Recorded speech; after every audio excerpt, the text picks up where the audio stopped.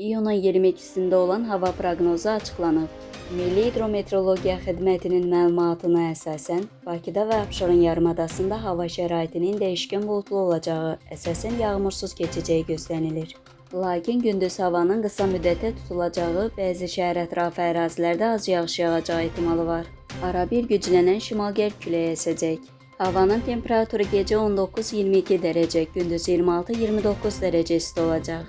Atmosfer təzyiqi 761 mm civə sütunu təşkil edəcək. Nisbi rütubət 60-70% olacaq. Azərbaycanın rayonlarında bəzi yerlərdə arabir yağış yağacağı gözlənilir.